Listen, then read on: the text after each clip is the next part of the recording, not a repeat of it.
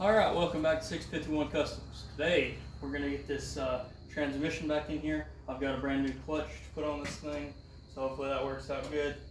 This was the heavy duty clutch for the F Super Duty, which is what this engine transmission combo came out of.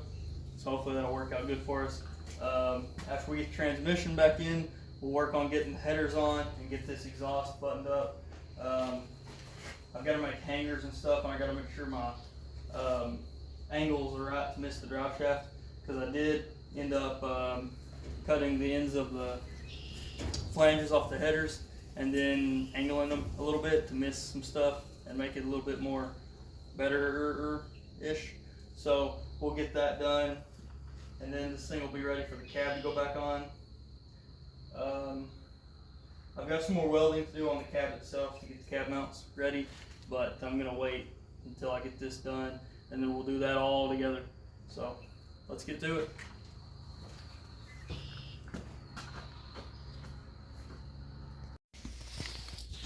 Okay, here's a better view of that hole with fill. That's wow, that is impressive. Yeah, wow, that is just completely homemade.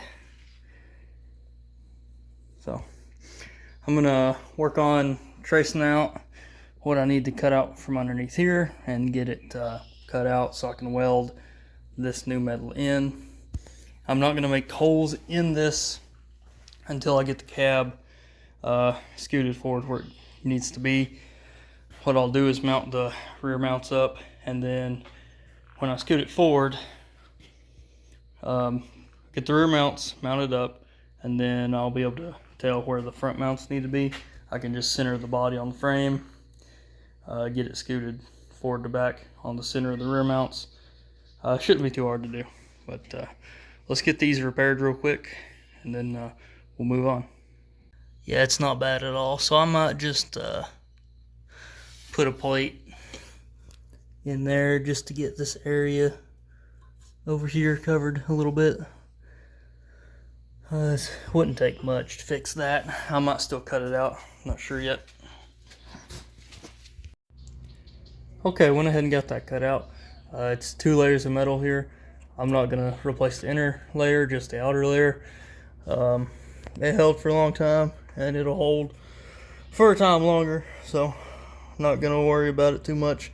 Honestly, the whole cab mount itself needs to be replaced, but look at it this way, you can see there's a slight bend. I've got my piece of metal over there in the vise. I'll show you how I'm gonna bend it. Okay, so this is how I've got it set up. 2 pieces of metal in the vise, my plate, and with that, makes a pretty decent break for bending metal. Best I got. Really could use an actual metal brake, but we make do. Alright, getting started on this side. I went ahead and cut out the lower layer of metal. There's 2 layers thick there. Cut out the bottom layer. Had some rust holes in it. I'm going to replace it with the same thickness plate I used on the other side. It'll be plenty strong enough, which it doesn't. It doesn't have to be that thick, but I'm still going to do it anyway. Should work pretty good. I'm not going to skimp out and use little sheet metal where a cab mount goes. So hammered a template out. Just got to cut that out, and then I can trace my pattern, get it cut out, welded on, and we'll have this job done today, hopefully.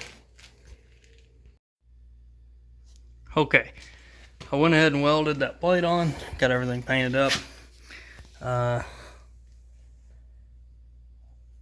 Just ignore the bad welds. I did grind them. There's some rust, so I welded what I could weld. I went ahead and painted it before showing anybody, because it's easier to hide welds with paint.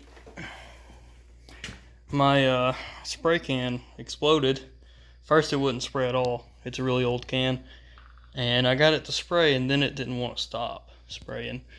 So took advantage of that and painted everything with a very liberal coating. So that side's done. Now we're gonna do the other side. Alrighty, got this side done. Went ahead and did a bunch of grinding, a little bit of welding.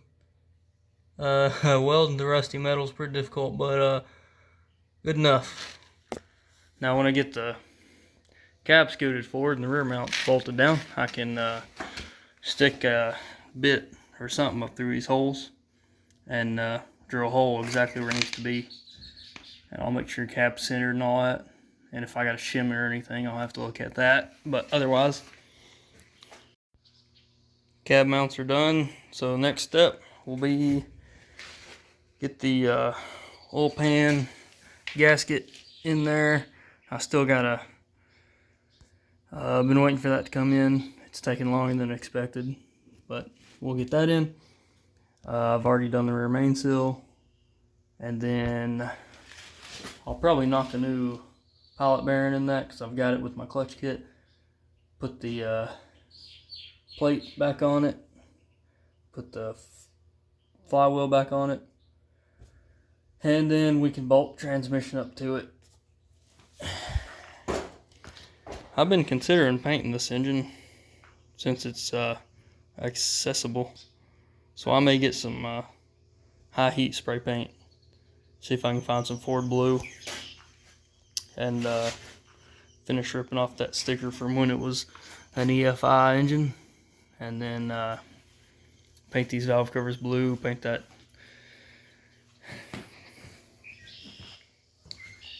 intake blue.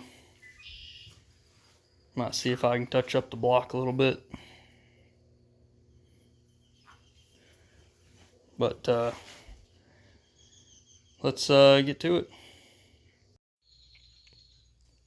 Okay, getting this thing ready for paint. Before I paint it though, this thing's got some severe leakage going on. Back here at the intake, I mean, you can see the leak right there coming out of the corners. So an intake gasket set is $50. That's kind of high. So what I'm gonna do is take a razor blade and try and just gently trim all this extra RTV off of this thing, and then use some real thin RTV and see if I can vacuum the crankcase and get it to pull some of that in through the holes. May work, may not, I don't know. Be better if I had a needle to kind of inject it the way I need to, but that'd be okay. We'll try this, see what happens. I've also got to wash the area down with brake clean to degrease it, and hopefully that'll make this stick, stop the leak. It's not too bad, as long as I don't make it worse, we'll be all right. So do that real quick, and then hopefully get this thing painted today. So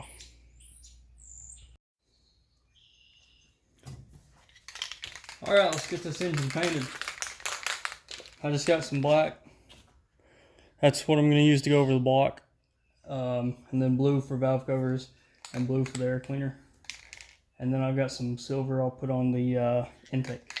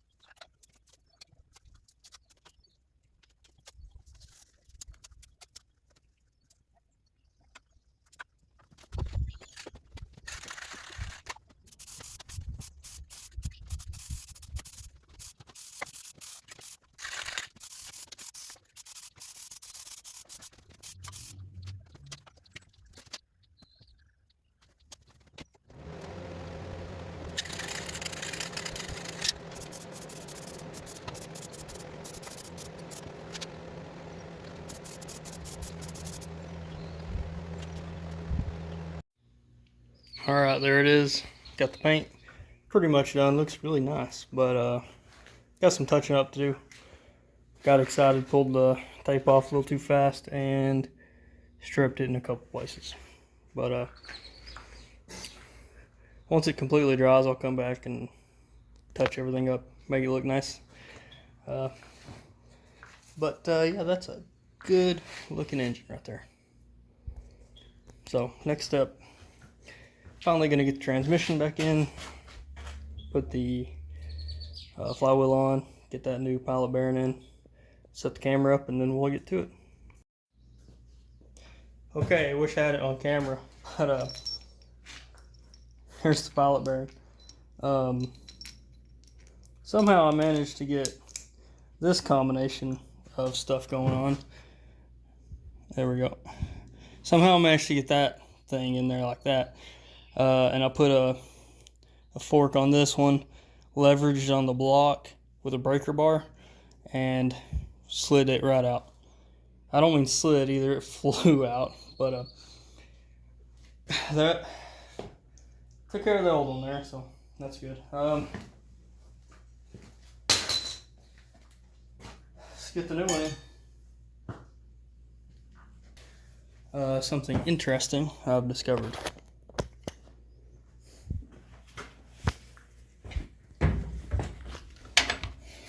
Okay, hole in the crank there, you can see this pilot bearing has been replaced before, and you can tell because someone has drilled the old one out. So that's not good, but I don't think that's going to affect balance enough to really make a difference. It's too close to the center. Anyway, here's the new one. So we'll get that hammered in. We get a socket and tap on it, but I will be back when I got the flywheel ready to install. Alright, I got the backing plate on, got it cleaned up, degreased, cleaned the flywheel a little bit with the wire wheel. See if I can find the bolts, some Loctite, and we'll get that installed.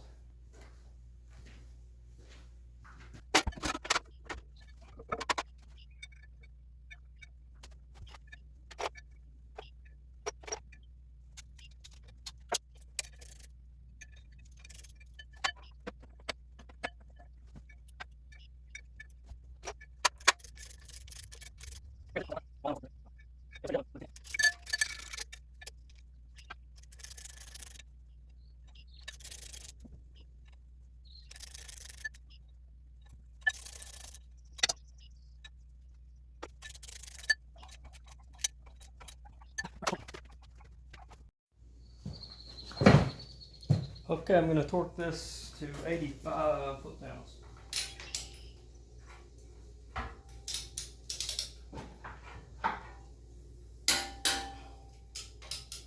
So much compression, I don't even have to hold the flywheel.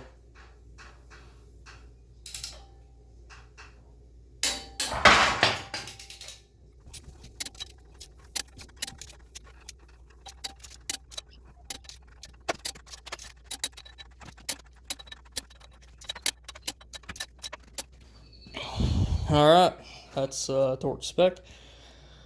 Next step, transmission, finally.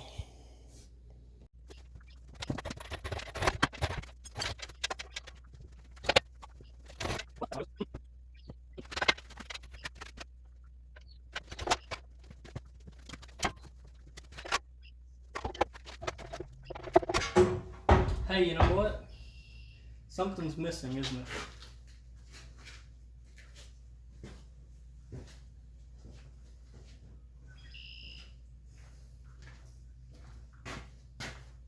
Let's put the clutch in first. Okay, I got the clutch disc and pressure plate installed. Do the throw out bearing real quick. Throw that in the trans. Then it'll be ready to go.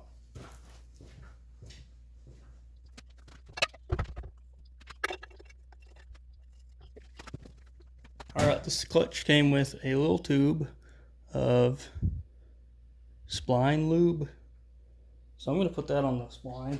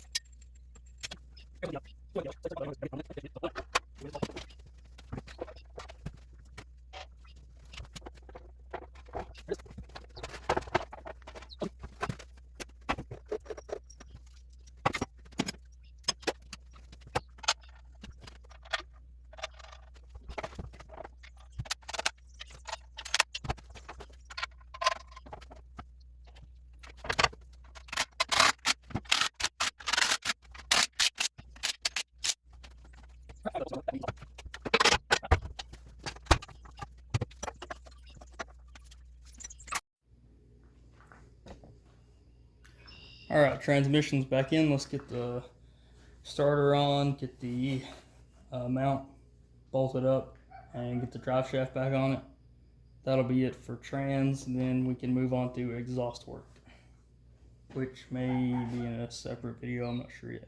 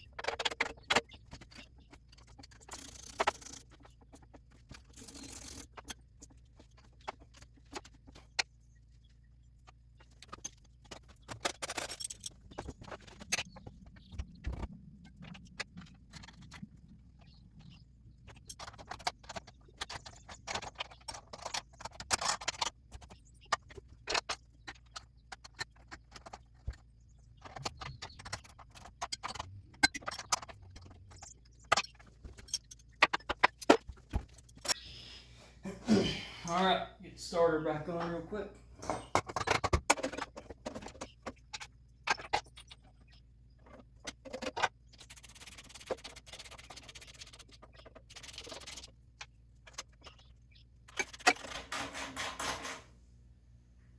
Okay, the way I mount the starter is very important. The bottom hole on the starter, I've had to egg out. Basically round it out a little bit. And that helps with getting it to shim into the right place. Not really a shim, more like just slotting the bottom hole. Maybe able to see the small amount of movement that it has. Need it to be all the way on the inside. I need a bar to hold that while I tighten.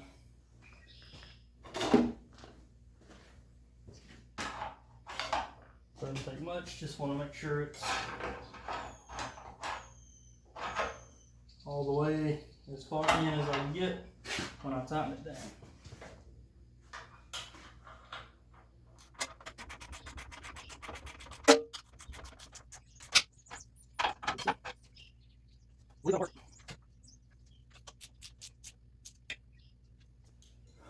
All right, there it is.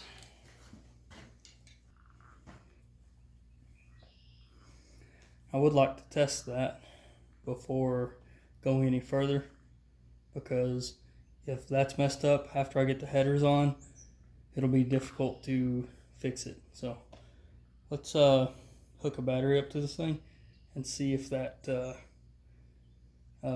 starter is gonna work the way it's mounted. Really worried about that because I've had like a massive amount of issues with starters on this truck. So let's do that real quick.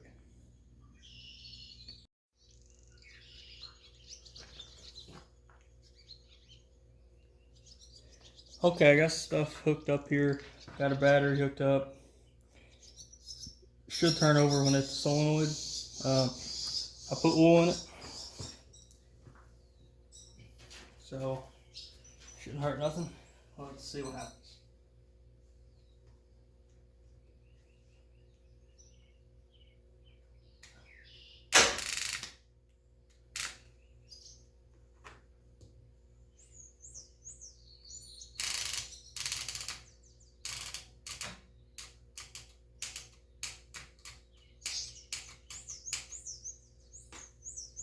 Well, loose connection, bad battery. Which one is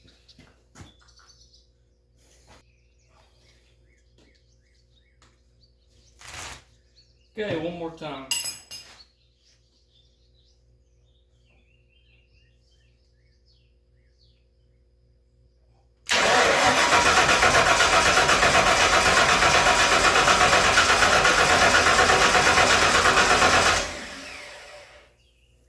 Starter works. Alright, that's great news.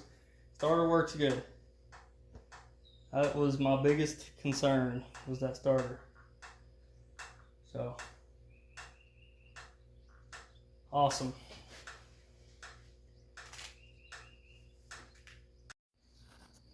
Okay, getting the headers wrapped up, I had to cut the ends of them and do some welding, and I also went ahead and installed an O2 sensor. So that'll tell me what this half of the engine is doing. But that should be good enough just to kind of understand what our AFR is and get it tuned pretty decently well. The one thing I'm not good at is carb tuning. I can get it close, but when it comes to jets and internal type cruising, whatever, I just have no clue. So I'm going to use the technology that we have nowadays and use an O2 sensor to tune it. And I've done the vacuum gauge and all that stuff, set the timing up and all that, but when it comes to like cruising, this will help a lot to get the cruising AFRs where they need to be to really get fuel efficiency out of this big block. So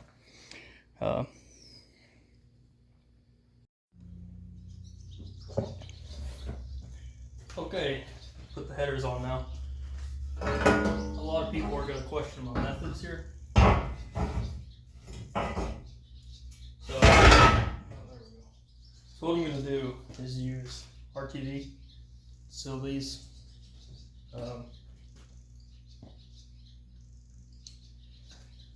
I guess I can show you why.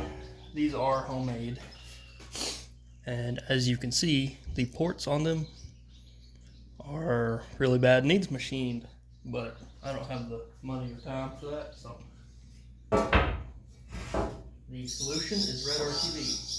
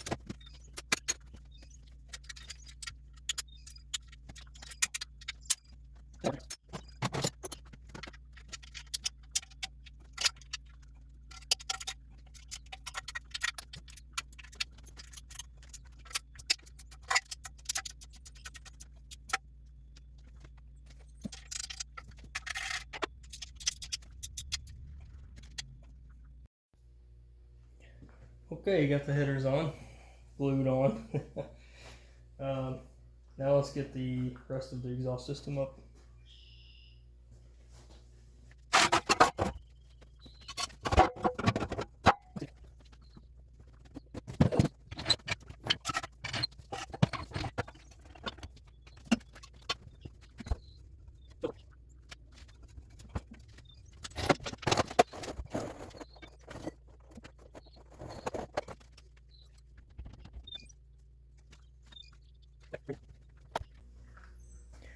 All right, it almost lines up. Now I did have clamps on this originally because I didn't know what I was doing. But I think I'm just going to weld that the way it is. Just tack it into place. Take it off, weld it fully. The clearance around the drive shaft there doesn't matter, because as long as it has clearance, it shouldn't move, because this portion of the shaft doesn't move, only back at the rear portion. So that won't matter.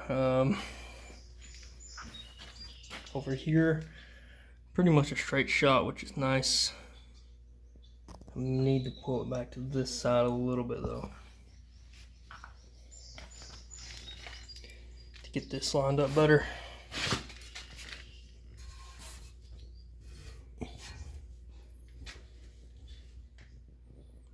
Yep, it's pretty good. Good clearance under here, fit my whole hand. Good clearance between here,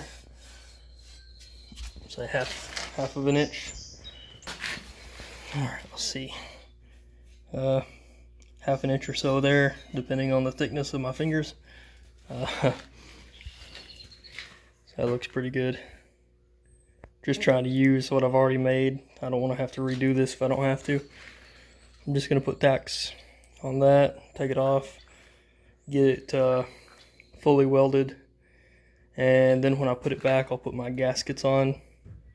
Last time I put it together, I may make hangers before I finish this, before I take it off. We'll just have to see. I'm not sure how I'm doing the back portion of it yet. I think I can wait to do that because I could put my hangers, let's see. No, I should probably put my hangers coming off that cross member there. I'll put some hangers coming off that cross member. That'd probably be a good spot. And then I may, that's probably all it needs, honestly. Just right in front of the muffler, around the pipe, and then up to the cross member. That should work pretty good. That's roughly the center point, so that should keep it fairly balanced. Just 2 hangers should be enough, I think. Yep, so a little bit of welding work to do, and I'll have this done in no time. Alright, I got the exhaust mounted. I got my copper gaskets in there for the headers. Did all the welding on them. I got to do the rear hangers for them. I started. I've got those U-joints or U-bolts welded to them, so I can put a piece of rubber on it and use that as a hanger. I've got a plan. You'll see that later, but yeah, that's pretty much it for now. This is the progress so far, and it looks really cool with those headers in there and that blue paint and all that. But yeah, that's it for this video. So next, when we come back, we'll get the cab on it, and that looks cool, doesn't it? All right, thanks for watching. I'll see you guys next time.